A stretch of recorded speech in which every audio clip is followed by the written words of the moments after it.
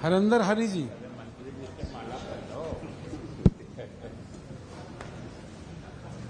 सुधीर जी, मुकेश कुशवाहा जी, मुकेश कुशवाहा जी, मुकेश कुशवाहा जी, आइए मुकेश जी, हरिंदर हरि जी, मुकेश कुशवाहा जी, आइए। चलो आइए मुकेश कुशवाहा।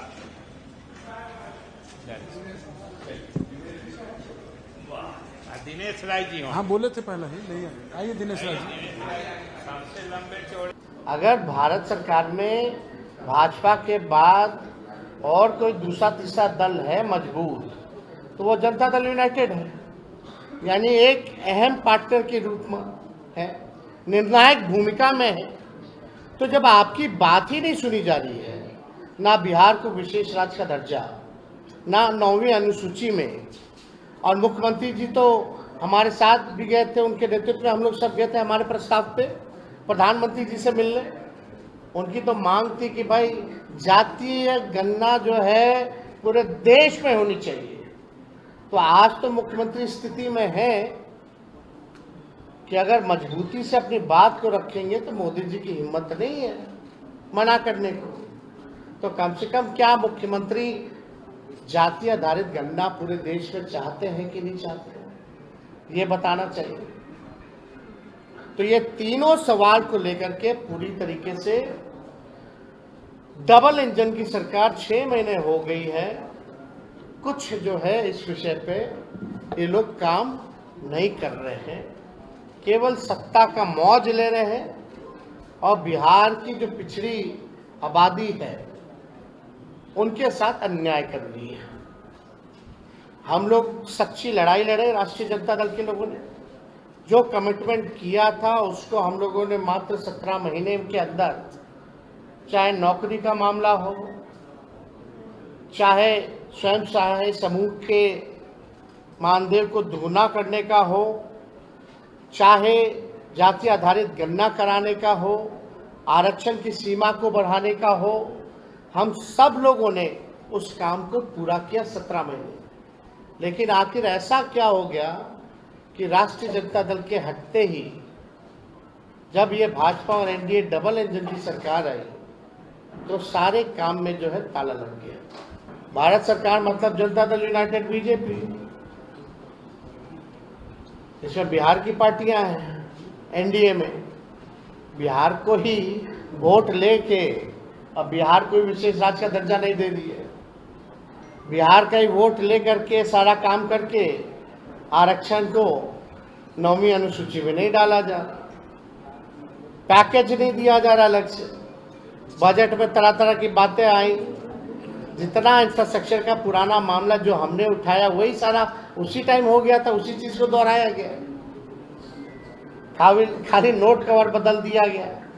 तो हम लोग इसको लेकर के हम लोग जो है जनता के बीच जाएंगे, अदालत सर्वोच्च न्यायालय हम लोग जाएंगे और अपने पक्ष को मजबूती के साथ रखेंगे।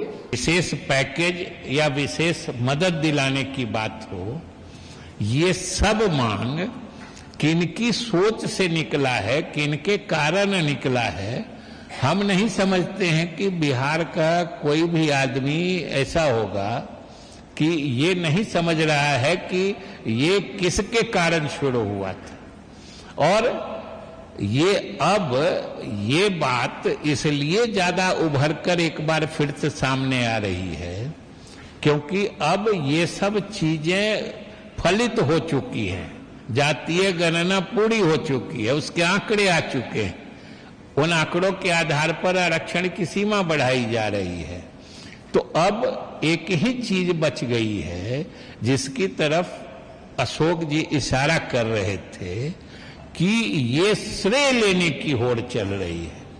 ये सब लोगों को एहसास हो गया है कि जातीय गणना हो गई है, बिहार सरकार ने आरक्षण की सीमा बढ़ा दी और बिहार को केंद्र से जिस डबल इंजन सरकार की बात कहकर लोग मतलब हास्य बनाया करते थे, आज डबल इंजन की सरकार ने यह साबित कर दिया है कि केंद्र की तरफ से बिहार को कैसे अधिक मदद दिलाया जा सकता है, ये हम लोगों के डबल इंजन सरकार ने साबित कर दिया है, ये सब ने देखा है। और आप समझिए कि कितनी हास्यास्पद बात है। हमने जो अभी विधानसभा सत्र खत्म हुआ है उसमें भी हमने कहा था कि जब विपक्षी सदस्य सदन में बिहार को विशेष मदद या देखा हमने कि तख्तियां लेके गए थे कि बिहार के साथ सौतेला व्यवहार बंद करो। अब जरा इन लोगों की सोच में विरोधाभास या इन लोगों के आचरण में विरोधाभास देखिए कि बिहार विधानसभा में जो इंडिया ब्लॉक है, जो एनडीए के खिलाफ है, उसके सारे सदस्य तख्तियां लिए हुए थे कि बजट में बिहार के साथ सौतेला व्यवहार हुआ है। और वहां संसद का भी सत्र चल रहा था। इन सभी दलों के बड़े नेता और राष्ट्रीय स्तर के नेता और सभी सांसद संसद में प्रदर्शन कर रहे थे कि केवल बिहार की थाली में जलेबी और पकौड़ा दिया गया है, बाकी सब प्रदेश की थाली खाली छोड़ दी गई है। ये इन लोगों के सोच और इन लोगों का मतलब जो मानसिक दिवालियापन है, ये और कुछ नहीं है, ये हताशा की निशानी है।